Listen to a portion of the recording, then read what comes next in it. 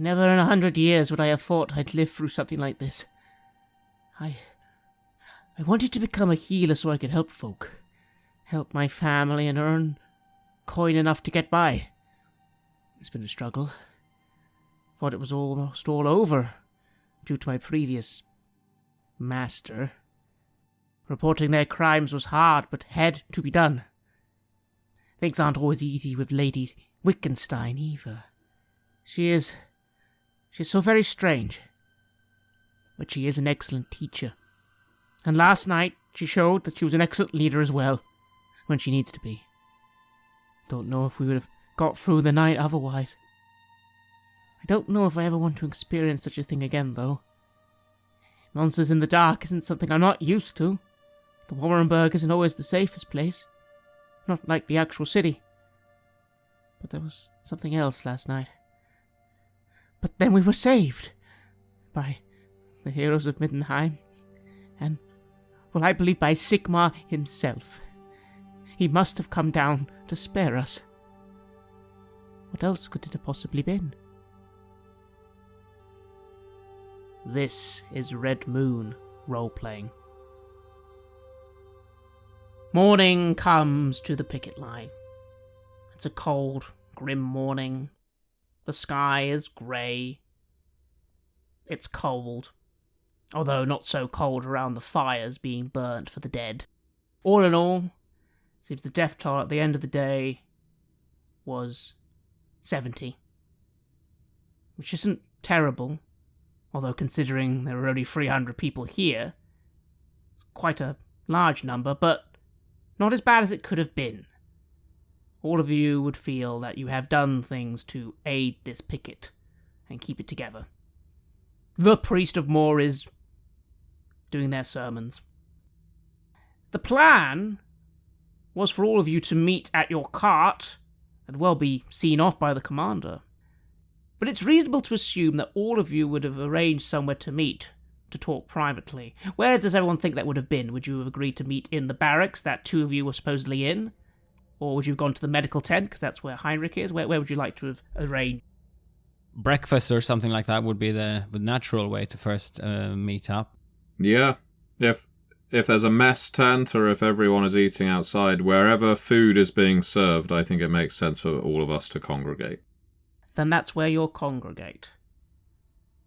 As you're all gathering, you finally see Krueger, who has returned from his scouting missions during the night. What do you say, Krueger, to your friends? Ah, there you are. So, I took a team to reconnoiter the battlefield and the keep. We didn't take any excessive risks this time and stuck to using telescopes. What I saw from there, though, it was, it won't leave me anytime soon. I saw the end of the siege of this keep. There were hundreds of ratmen there, and they failed. Many were mowed down by these massive figures, 8 feet tall or so, like armored trolls or ogres, and the others were dissolved when toxic materials were poured onto them from large vats at the top of the keep's walls. Those walls also seemed to have strange bulbous growths on them. And once these beings had finished mowing the ratmen down, they just returned to the inside of the keep and presumably are still there. They clearly dwell in there now. Trying to take this keep on head on with anything but a overwhelming force is most likely a fool's errand. The good thing is that our foe seems to be on the defensive, and they showed no signs of trying to advance on the picket once they'd finished off the ratmen. So, something odd is going on. Anyway, I hope you all had a calm night here. Well, I give Krueger a swift hug. I obviously caught sight of him briefly. He helped me with Heinrich after the battle was done, but I've not seen him since then, and it is a relief to see him. I hug her back. I nod approvingly at Krueger. He must have been out all night, working. He'll need a bit of a rest as well before we move on. And on that topic, I will look around to see that no one else is nearby, listening in or anything. There is not, again, the barracks were almost occupied. It was only you staying here tonight. Everyone else is out in tents, ready to move. Although, now it's the morning, you can obviously hear outside the barracks the sounds of soldiers trying to get back to regular duties. I draw a deep sigh as if I'm trying to make up my mind about something, and I look at Heinrich and see Frida. Alright. I'll lean in. Listen. Something happened to me last night. I'm not sure if how much of your trust you feel like I've gained this far, but it's something of quite urgent matters. Gerner, we do hardly know each other, and admittedly, I recall our first meeting where I performed the role of interrogator, which, considering my companion's new profession, feels like I'm the least qualified for. But all that said, I trust you. I trust you as well as I trust any of these fine gentlemen, that you put your life on the line for us. So tell us, what was it you encountered? What did you see? I send a little look towards Heinrich as well, but then decide to just nod. So, in the middle of the night, I woke up with a blade to my throat, and it was one of them. It was a beastman.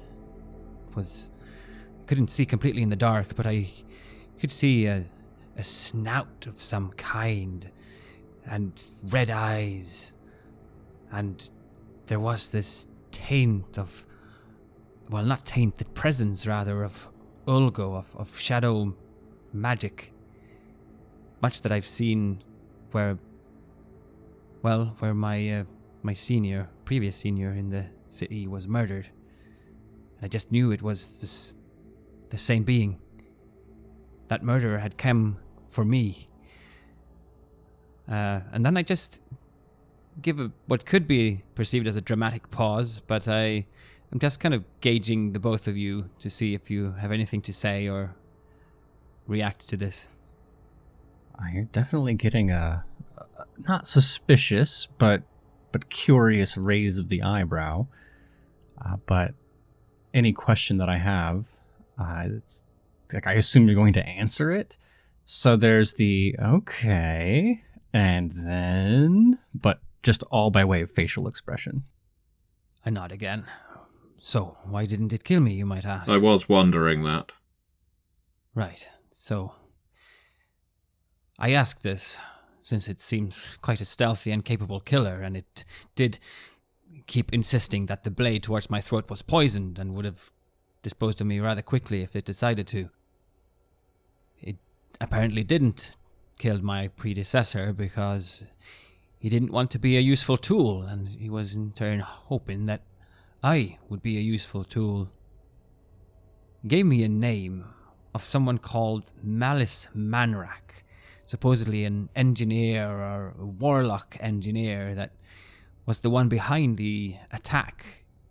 Maybe the one making the weapons for them, for they had some quite, interesting engineer ship, or whatever you call it. Anyway, he said he was hiding in one of the old dwarven ruins out there, one of the holes, and if I decided that I would try and convince you, the rest of the group, to go out there, telling this or not, or just telling you that I'd somehow found a magical sign or maybe saw something that no one else did, but I thought it better at this point that maybe I'll just be forthcoming with you. This could be a trap for all of us, of course, and who knows what plans the archenemy has, but there you go. This is all the information. It also, you remember, said those words that you didn't quite understand. Karak Skiig. Yeah. It mentioned something called Karak Skiig. I don't know if that's a name of the particular dwarven ruins or something else, but it left behind this map, and I unfold it on the table. and you all see this map of a region of the Middle Mountains, starting from, surprisingly, where you are right now, and leading you along a quite straight route, although not entirely, to a location in the Middle Mountains. Although it's a very odd-looking route, and this map on its own doesn't show you how the route works. Do you go through roads or caves? It just seems to be drawn directly on a map. But it is a very direct route. Now that calls a significant amount of incredulity to my face. I don't know how things work in the wizarding colleges, but I tend not to take my cues from shadowy assassin beasts holding knives in the middle of the night. I give you a kind of shake of the head and a protesting look. No, of course not. This is nothing like I've seen before. I've never been this close to anyone of the archenemy before, besides the one that we helped take down yesterday. And I cannot say I trust a single word that came out of its mouth, but clearly wanted this particular person disposed of, and claiming in turn that more or less the whole attack was designed by him. I have no idea why. I look to Siegfrieda. I don't suppose this is the higher power you were imagining when you spoke about our penchant for finding ourselves in interesting circumstances. Well, I wasn't hoping for it, but somehow it seems appropriate, doesn't it? Like you said, we're not exactly prone to divine miracles, and the intervention of Sigmar. It also occurs to you, Siegfrieda, though it takes a moment. You recognize that name. Malice Manrak. It's quite a stupid name, really. Maybe that's why you remember it, because the castle Wittgenstein, the things that happened in that basement that you maybe tried to just forget. Those things. Wasn't one of them screaming and yelling? Malice Manrak. Malice Manrak. I always assumed there was something rodent-related, and everything that's been going on, everything that's happened over the last, well, not just day, but it seems our past, we do keep clashing not only into purple hands and yellow fangs, but it seems also rat people. Malice Manrak. Yes, you may not recall, Heinrich, but that was a name cried out repeatedly in the cellars of Castle Wittgenstein. There's a processing the information face. The idea that all of this has happened because of the machinations of rat people is not something Heinrich is entirely willing to just accept on its face, and he's going to need a moment with that information. No, especially considering, Weird Beastman was one thing, but the rat people? That stories your dad used to tell you. The rat people will come in the night if you don't eat your vegetables and drag you to the bottom of the earth. Yeah, well, I mean, in point of fact, if the rat hypothesis is correct, then it's also the rats who killed my father who told me that story. So there's a lot of emotion kind of coming into it. But, well, I'll say this much. We've never gotten very far fighting against the currents that carry us round. Not every agent of chaos is a creature of bloodlust or seduction. Manipulation is its own force. But if there's no better way to get to the heart of the matter than following the course laid out, obviously it's a trap of some kind. Well, I'm glad you said it. Well, yeah, I don't know if they just they see us as a particular threat and just want to isolate us from the rest so that they can pick us off. If there is any truth to what he's saying, that indeed this Malice Manrak is a person that was behind the attack and that's not how they want to work because they want to be in the shadows, then if that were the case, and that's a big if, I understand. Then to me personally, avoiding further big attacks from this faction is quite urgent. The enemy of my enemy is my friend and all that. But at the same time, I'm not especially eager to inject myself in the middle of some kind of rat civil war. Surely if we dispatch one faction, another will take its place, gain strength, something like that. As he says that, though, you do remember something else the creature said. Weapon. Weapon. And then you find yourself thinking about what you saw. Gurner. That thing that came from the south. Was it talking about that? That was certainly, if that is a weapon you've never seen the like of before. I was also able to get some questions through there in the night with that blade against my throat, and that was asking what was in the tower, what they were going for in the tower, and he insisted that, it's some sort of weapon. Warp stone, that's for sure, but maybe other things too, and that's what they want to get to. Now I'm still confused as to why the force split like that and why anyone would attack us at all if the priority would be getting this weapon. And I trust your report, of course, Krueger, that it would be all about them being completely driven back there by these ogre-like beings. The gleam he had in his eye then, I feel like that's going to be one of their main priorities, is getting into that tower and claiming that whatever that weapon is for their own. And I don't know if taking out this Malice Manrak or whatever we might be doing is going to help them with that.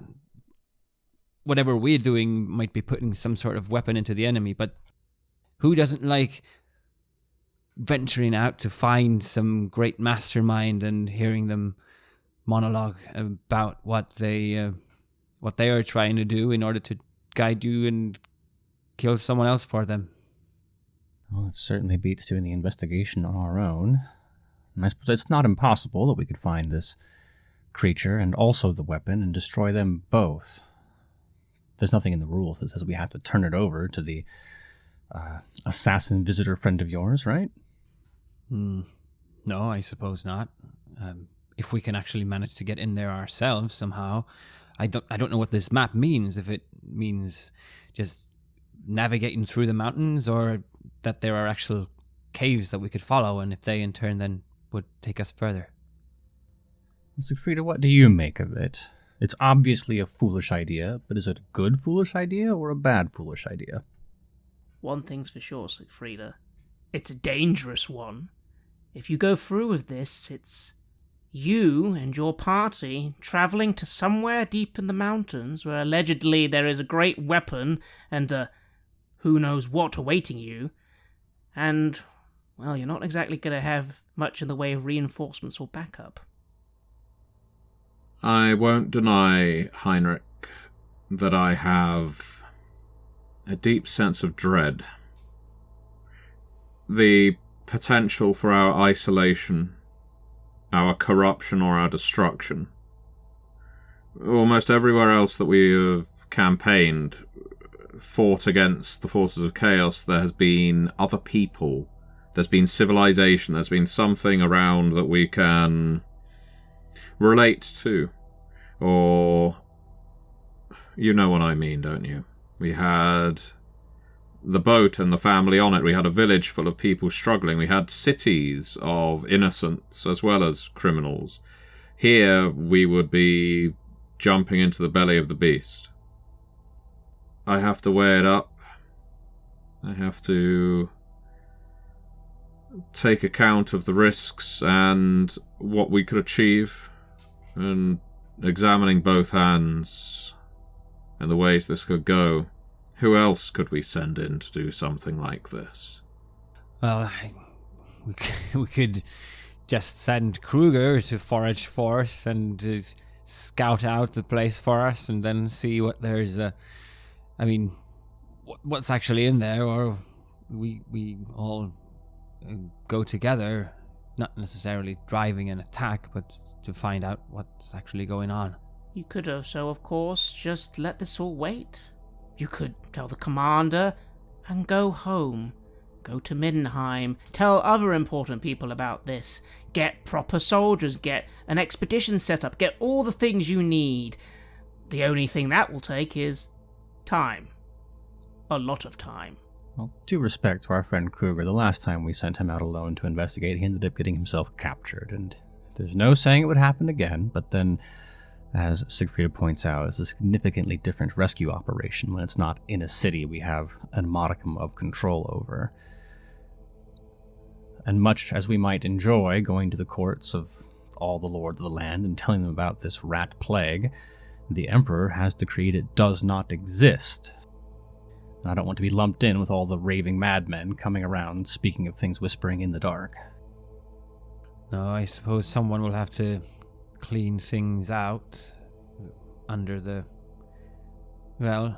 guise of saying that, of course, these things don't exist, because we make them not exist.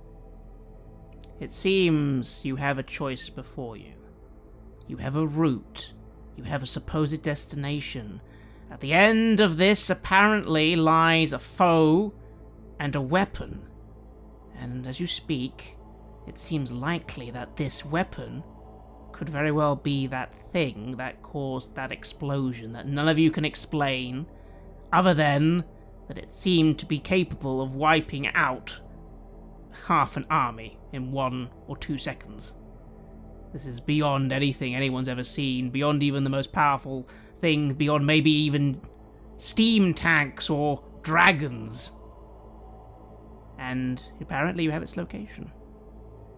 I rock back and forth on my heels for a moment, chewing my lip, looking down at Erica, looking over at Leah, looking at my gentleman companions here, before I finally come out and say, I think this is one where I am not going to be able to accompany you both, all 3 of you, I should say. I think Erica and I need... I could say that I would need to return to Middenheim and report everything, and I will. We could entrust that to a messenger, but I can do it, and it is probably best that it doesn't escape our ownership. It's more that we've been through many battles now, and I think I am best used, or I serve your interests and mine better by remaining behind. I'm not being a coward, I don't think. I am just trying to use my... I'm a doctor now. I have skills as a doctor. If you head in there and you come back and you're missing a finger or 2, or you have a heroic scar, Heinrich, to match the others, I can stitch them up, I can make you better. But in there, I can't put Erica in a situation where she is diving at every shadow. She's not well trained enough to remain discreet permanently, and I certainly am not well trained enough to potentially fight through a horde of chaotic beasts. You feel Erica just gently nuzzle against you as you say this, giving you a little affectionate whine.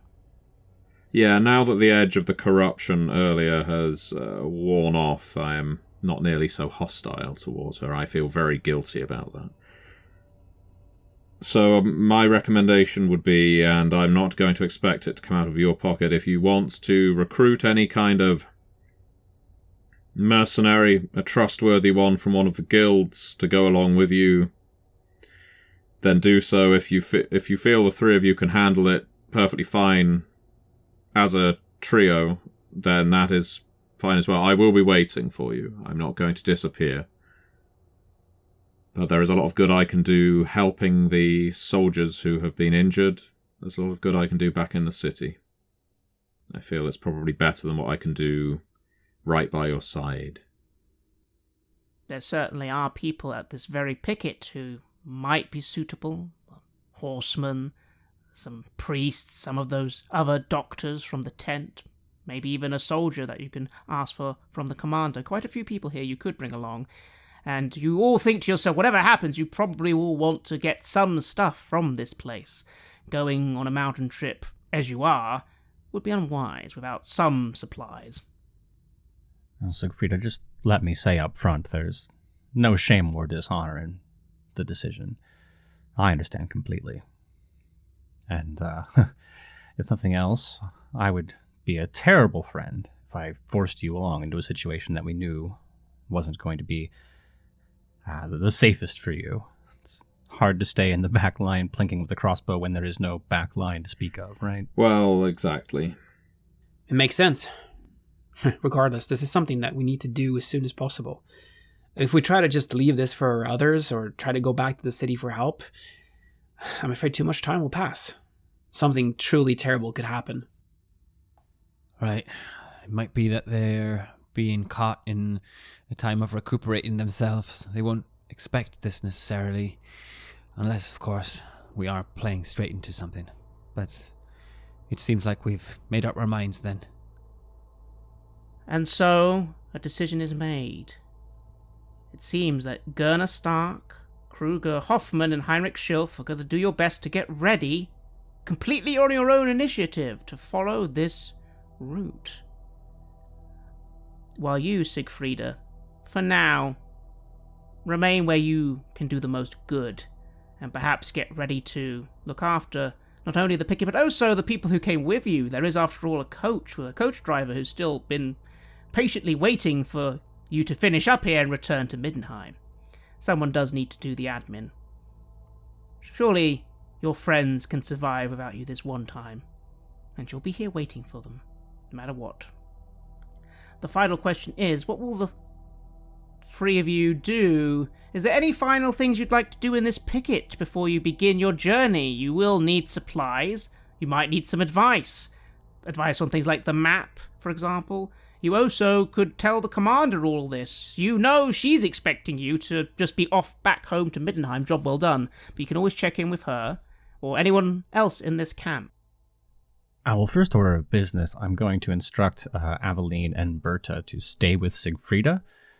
First, to keep her safe, and second, to avoid any awkwardness in the tunnels. I have a feeling that, especially with the forces we're dealing with and Gurner having certain opinions about them, it wouldn't be right to bring that kind of zealotry into the moral quandary we might find ourselves in.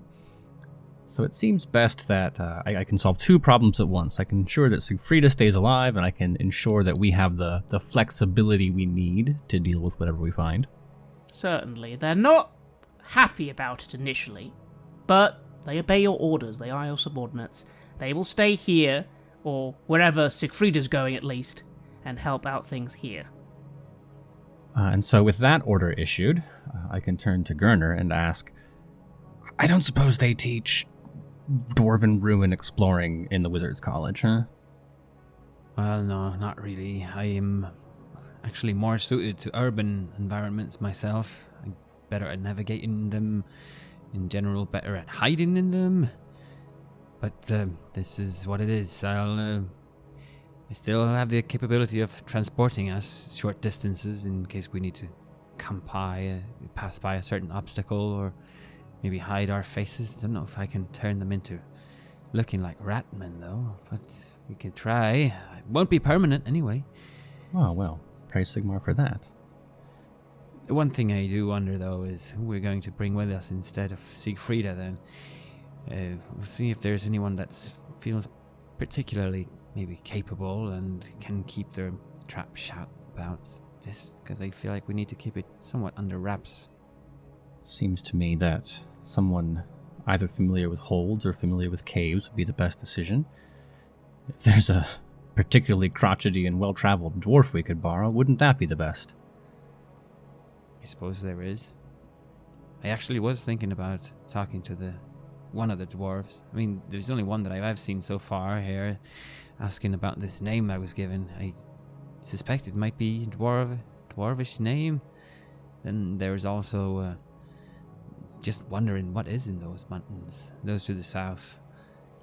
You could ask them about that. We'll need to restock and supply, and yeah. Well then, there are 2 tasks ahead of us. There is the joy of shopping for all the necessary supplies, and there's the joy of speaking to a dwarf. And since you are the one who thinks it's a dwarven word, I nominate you for that job. Is there anything you'd like me to pick up from the quartermaster, assuming I can pry it from his hands? I try to get an idea of how long we'll be away. How long is this trek anyway? Well, good. Why don't you make a navigation check? Try looking over the map and doing your best to work out how long is this journey. That's a pretty amazing failure, unfortunately. It's an 80 over 46. Then you don't really know. It could be days. I mean, it's a mountain. You've never actually gone into a mountain. You're feeling a little bit out of your depth. You definitely think, well, you'll need supplies. You'll need ropes, food. You assume that at least a day or 2 in the mountains, at least, surely. It can't be something as simple as 4 hours away, you think to yourself. I'll stand there with a map and I'm like, I'm not sure how long we'll be away. If you're asking me personally, maybe if they've got some good cheese. The cheese I can handle, but the uncertainty about the map fills me with a certain amount of anxiety. Can I make the navigation roll and see if I can get a better read on it? Please do, and give yourself a +10. After all, you are a riverman, and while mountains are not rivers, maps still follow the same general rules. That is a 30 under 49, so 1 level of success. So here's the problem with this map. If it actually is accurate, this might only take 2 days. It's so direct, almost like it's cutting through mountains at points. You find yourself thinking, if you went other routes that on the map look more reasonable, like actual trail routes, it would take 4, maybe even 5 days, but this route is super quick. If, of course, it actually is a real route. So, either 2 days, but normally you'd expect it to take more 5 or 6 if you went any other way. 2 days would be sufficient in a world where everything goes according to plan, but that hasn't ever been the world that we live in. So I tell you what, why don't I handle the shopping bit, and I'll see what kind of cheese stocks we might be able to pilfer. Right, I say that, and I look a bit embarrassed. You do that. I go and seek out the dwarf, and I look a bit, nervous, and I'll meet you back here later. And so you part ways. Heinrich, you go and deal with the supplies. Who do you go to? Do you go to your acquaintance / new friend, the actual quartermaster, who you'll recall was named Willis Habicht? Or will you go to the commander herself? Maybe the horse captain? There are other people you could approach. Yeah, there's a small benefit in that I already know he's willing to sell supplies, but there's also the downside of that would be taking supplies from the people who need them, so it would be best to go to start with the commander, but I honestly expect it's going to be a little bit out of all the pots, right? I can get some of it from these stocks, I can get some of it from the horse cavalry folk, I kind of scrounge a bit and see what we can come up with. Then why don't you roll a haggle roll and see how you do as you try to go round the compound in general and get what you need. Oh, come on. Okay, yeah. 15 under 45. That is a good level of success. You are able to get what you need, Heinrich, by going around and shopping with the quartermaster, talking to the commander, and even the horse captain, Tillich, who does seem to be in the area. You're able to get advice and supplies. A good amount of rations, rope, equipment for camping if needed. The commander herself is a little confused. She did assume you were leaving straight back for Middenheim, but what do you tell her? I'm going to tell her that these are all supplies for the trip back. That we had a certain amount planned to come up here. We've had to stay a few extra days. We want to make sure things are okay. And with the threat of the beastmen around, we might get derailed. So it would be helpful for us just to have a few extra days of supplies. It's not the truth, but she doesn't need to know that. She doesn't, and to be fair, it's the other people you ask for the more mountain gear-based stuff. She just gives the permission. So she buys it. She does say in parting, "Once again, I thank you very much. You did a good job. I'm sorry I thought you were... I had reasons to not trust any of you, but you've proven yourself. I'm sending letters to my father and Middenheim. Men needed here now. We need reinforcements here. This picket line needs to be secured in case there is another attack.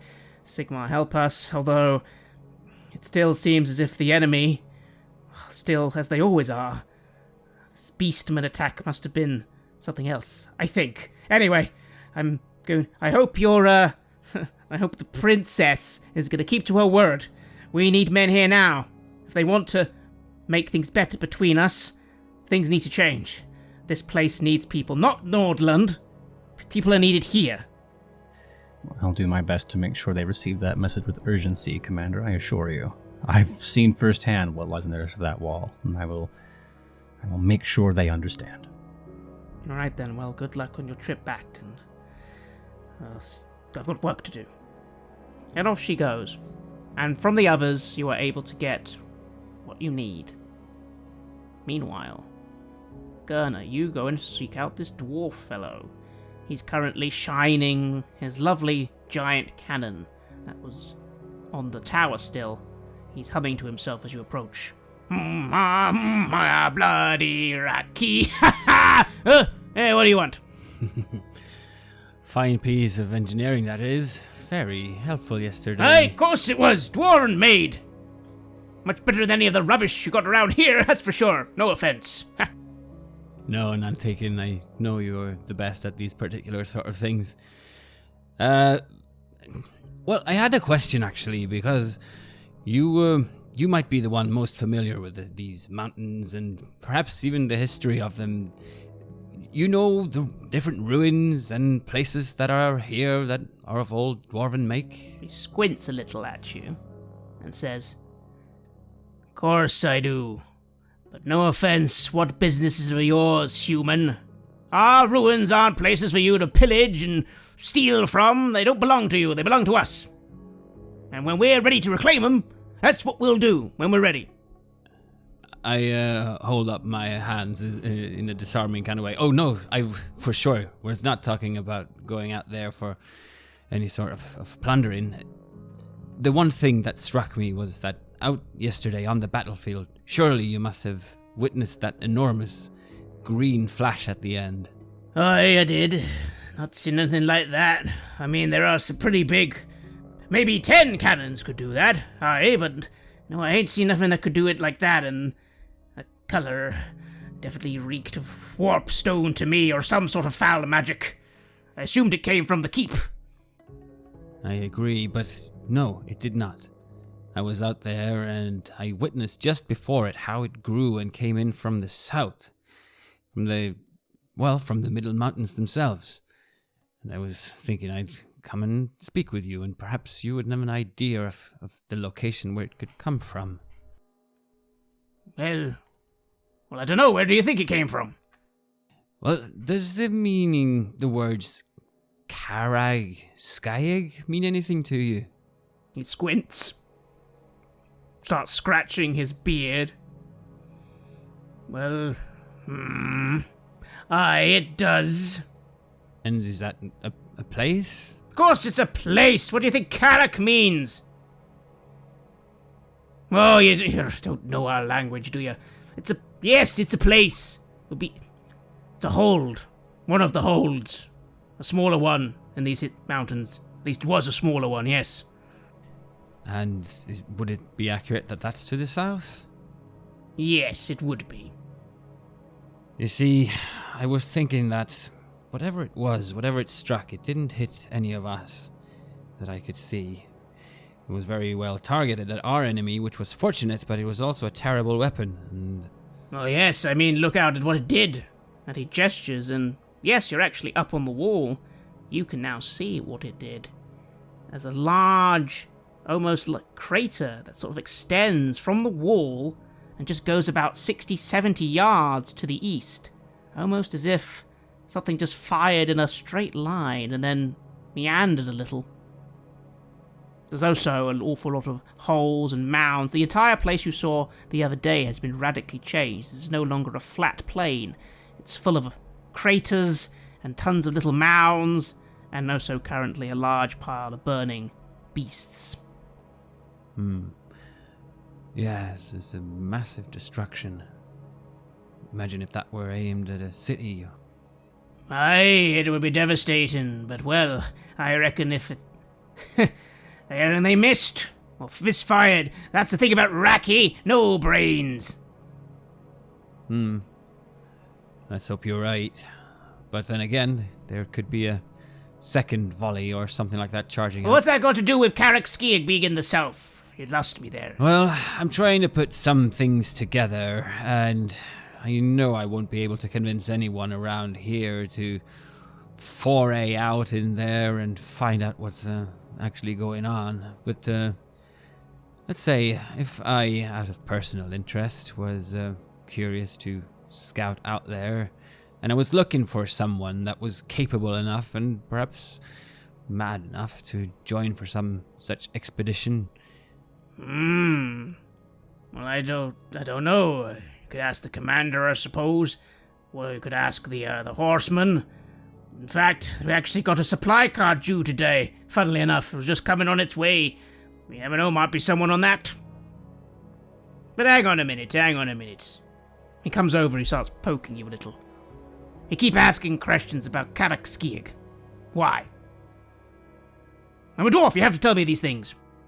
Well, I understand. It's just the name I heard in passing, and seeing as something come to the south, I'm just trying to put two things together. Do you think there's any chance that these rat people, they could be holed up somewhere up there? He begins turning a slight shade of red.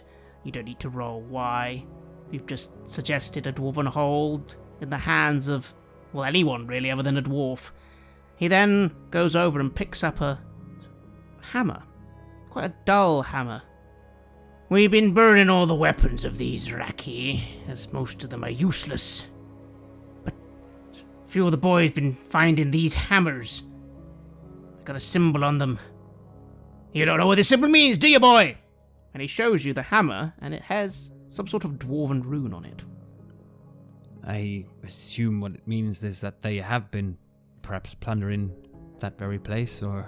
This is the sigil of Karakskiag. On this hammer. That some of these foes had on them. You get the drift? Right. I do. That makes it personal for you, of course. Raki and Karakskiag. This will have to be added to the Book of Grudges, I tell you. And you're gonna go investigate, are you? Well, that you should. You should.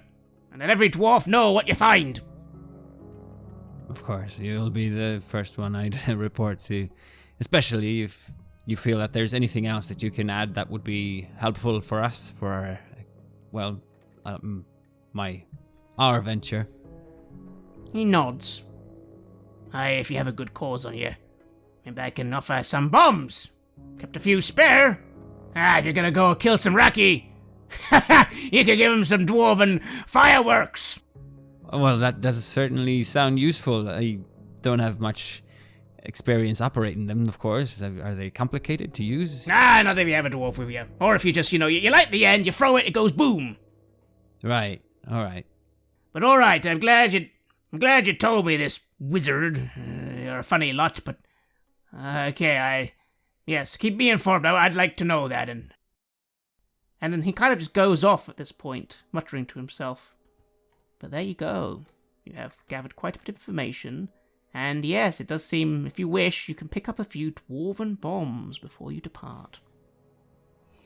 I will do that. Anything that can help is welcome, and I am a bit hesitant. It's a bit nerve-wracking holding something like this in my hand that has the power of so much destruction, but if he says that they definitely needs lighten up in order to blow up, they won't just suddenly burst by themselves, and I trust Dwarven make.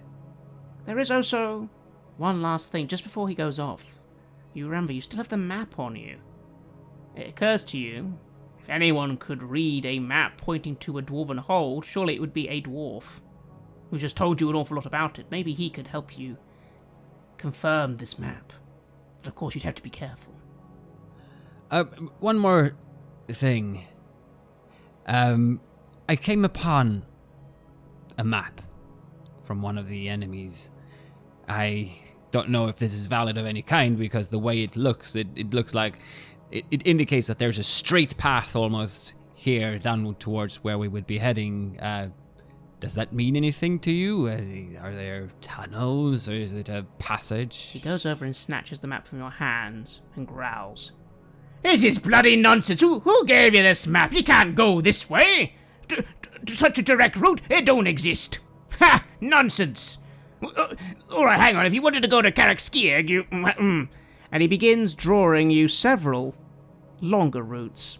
He begins to explain that if you really want to go to that place, to his knowledge, you'd have to go through much higher mountain ranges. That would take much longer. Or you'd have to risk going through goblin territory. He tells you this is nonsense. However, deep down it would occur to you, you don't think dwarves are very fond of things like goblins and beastmen and ratmen. He might not know of a quicker route. His routes are longer and perhaps more dangerous. Yeah.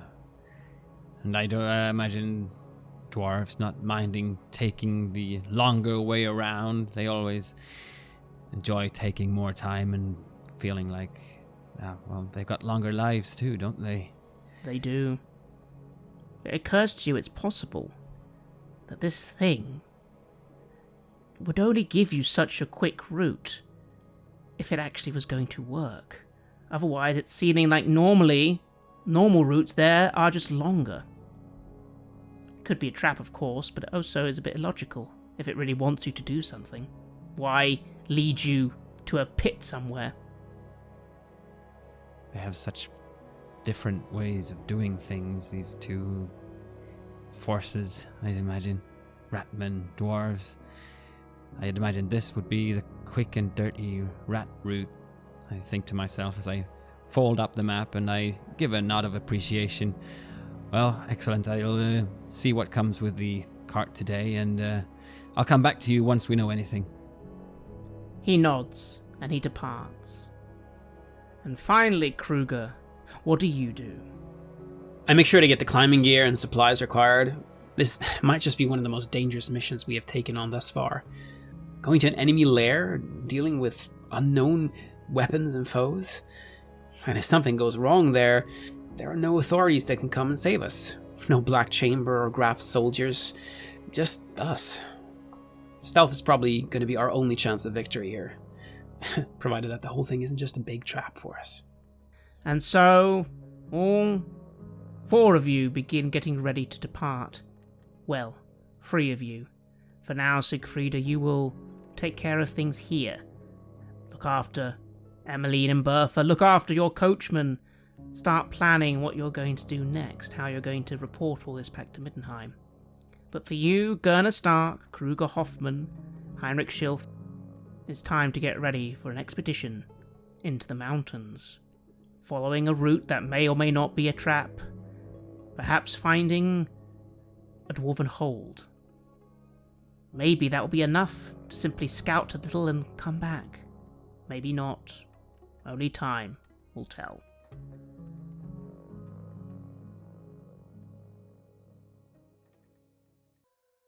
You have listened to an episode of Red Moon Roleplaying, where we play the legendary campaign The Enemy Within for Warhammer Fantasy Roleplay 4th Edition, published by Cubicle 7.